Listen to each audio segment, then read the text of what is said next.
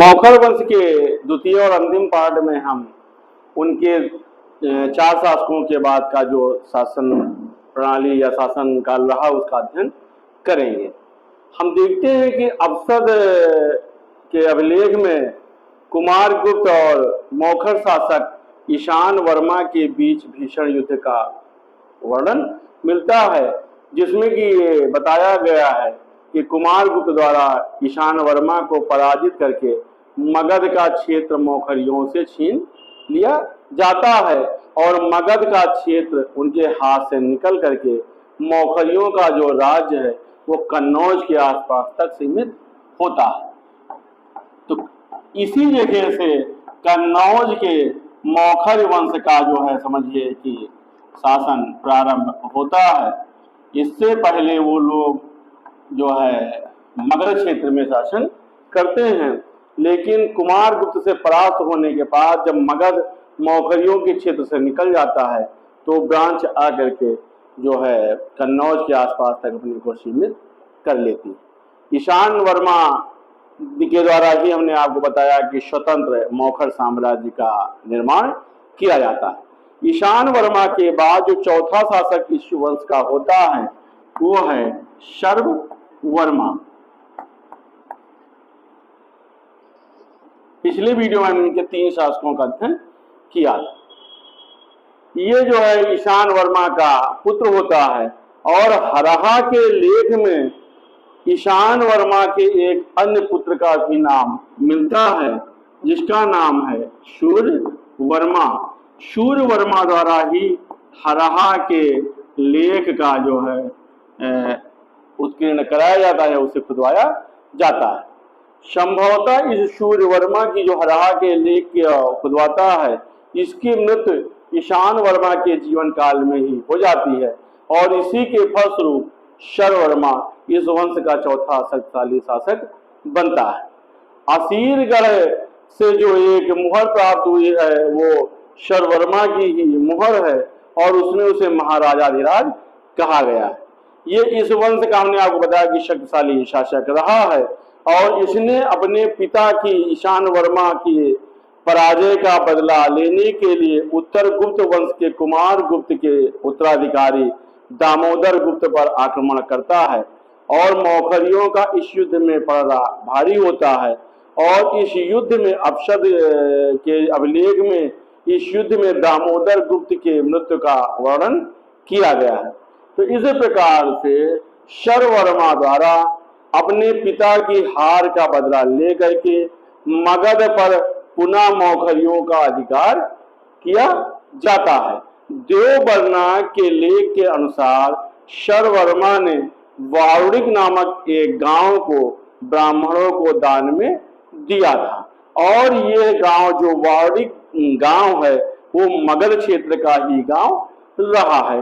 तो इससे इस बात की पुष्टि होती है कि मगध का जो क्षेत्र ईशान वर्मा अपनी महत्वाकांक्षा में उत्तर गुप्त शासकों से हार गया था उस क्षेत्र को शर्ववर्मा द्वारा पुनः प्राप्त किया जाता है और अपने वंश का उत्कर्ष किया जाता है।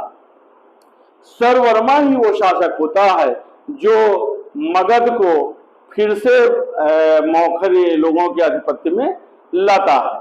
असीरगढ़ का लेख जो है विंध्य पर्वत के क्षेत्र में इसके शासन का उल्लेख करता है। पश्चिम में भी इसका साम्राज्य जो है वो थानेश्वर की पूर्वी सीमा तक पाया गया है। इस प्रकार से शर्ववर्मा अपने वंश का सबसे शक्तिशाली शासक होता है और इसके द्वारा लगभग 586 ईस्वी तक मौखर वंश का शासन किया जाता है। इसके बाद जो शासक बनता है 5वें नंबर पर वो है अवंती वर्मा। अवंती वर्मा शर्ववर्मा का पुत्र है और हर्षचरित्र में इसके बारे में प्रशंसा करते हुए इसे मौखरी वंश का सिरमौर शासक कहा गया है। लेकिन इसके समय के शासनकाल में जो है उत्तर गुप्त वंश भी जो है मौखरियों की अधीनता स्वीकार करते थे और उस वंश का जो शासक था महासेन गुप्ता वो अवंती वर्मा का ही सामंत शासक रहा है। तो हम देखते हैं कि शर्ववर्मा के पश्चात अवंती वर्मा भी जो है मौखरी वंश का एक शक्तिशाली शासक होता है, और इसके बाद जो है मौखरी वंश का जो है इतिहास धीरे धीरे सीमित होने लगता है। अवंती वर्मा के समय ही हम देखते हैं कि कन्नौज के अतिरिक्त उत्तर प्रदेश का पूर्वी क्षेत्र, बिहार का एक बड़ा भाग अवंती वर्मा के अधीन आ जाता है। नालंदा में एक मुद्रा लेख में इसे महाराजाधिराज कहा गया है, और मुद्रा राक्षस के आधार पर पता चलता है कि इसने मिलेच्छों या हूणों को जीता था।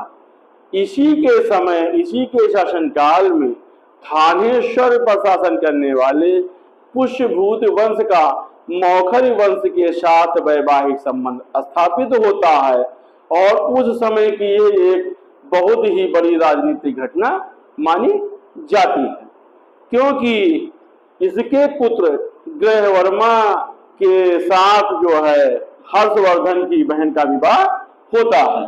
तो ये जो है पुष्यभूत वंश के साथ मौखरियों की वैवाहिक संबंध जो है वो अवंती वर्मा के ही शासनकाल में होता है। इसके बाद जो इसका शासक होता है वो ग्रहवर्मा या ग्रहवर्मन होता है। ग्रहवर्मन हमने आपको बताया कि वो तत्कालीन जो है हर्षवर्धन, जो वर्धन वंश के शासक हैं, उनके बहनोई होते हैं, और ग्रहवर्मन जो है अवंती वर्मा का पुत्र होता है। और इसका जो शासनकाल है वो 600 से 605 ईस्वी तक का माना गया है।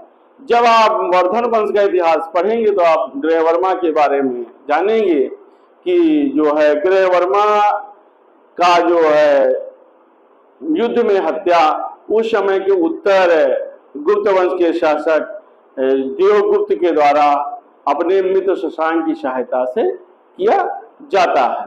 तो हम देखते हैं कि ग्रहवर्मा का शासनकाल ही ऐसा होता है जहां से मौखरी राजवंश का धीरे धीरे जो है पतन हो जाता है, या मान लीजिए कि ग्रहवर्मन की मृत्यु के पश्चात पूर्ण रूप से इसका पतन हो जाता है, और ग्रहवर्मन के शासनकाल में वह मौखरी वंश का शासन कन्नौज तक ही सीमित रहता है, क्योंकि ग्रहवर्मन का जो छोटा भाई होता है सुचंद्र वर्मन, वो अपनी एक अलग स्वतंत्रता घोषित कर देता है।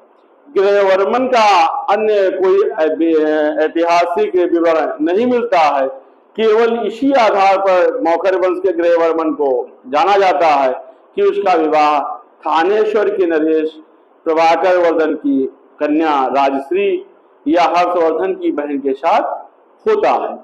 हर्ष चरित्र के द्वारा ये पता चलता है कि विवाह के समय जो है अवंती वर्मन जीवित नहीं था, और विवाह का जो प्रस्ताव है वो ग्रहवर्मन द्वारा स्वयं जो है भेजा जाता है। ग्रहवर्मन द्वारा वर्धन वंश की कन्या से विवाह का प्रस्ताव स्वयं भेजे जाने का जो औचित्य निकाला गया है, उसका कारण यही है कि वो गौड़ों की जो उस समय बंगाल की शक्ति है उससे घबरा रहा होता है, और उधर उत्तर गुप्त वंश के शासक भी देवगुप्त भी उसके पीछे पड़ा होता है। इसलिए अपनी स्थिति को सुरक्षित रखने के लिए वर्धन वंश के साथ वो अपने वैवाहिक संबंध को स्थापित करना ज्यादा हितकर समझता है, क्योंकि प्रभाकर वर्धन की उस समय जो है शक्ति काफी बढ़ रही होती है। लेकिन प्रभाकर वर्मन की बढ़ती शक्ति से उत्तर गुप्त वंश का शासक देवगुप्त भी सशंकित होता है, और वो जो है अपने मित्र शशांक की सहायता से जो है मौखर वंश के अंतिम शासक ग्रहवर्मन की हत्या कर देता है, और इस प्रकार से ग्रहवर्मन के राज कन्नौज पर देवगुप्त का अधिकार हो जाता है, और इसकी पत्नी राजश्री या हर्षवर्धन की बहन को कारागार में डाल दिया जाता है, जहां से वो मौका पा करके किसी चौरांगना की भांति जो है, चूंकि जेल में उसे डाल दिया जाता है जैसे कि कोई चोर को डाल दिया जाता है, और मौका पा करके वो वहां से भाग निकलती है। तो इस प्रकार से हम देखते हैं कि ग्रहवर्मन की मृत्यु के पश्चात कुछ समय तक कन्नौज का जो शासन है वो अनिश्चित रहता है, कभी वो गुप्त शासकों के अधीन चला जाता है, उत्तर गुप्त शासकों के अधीन।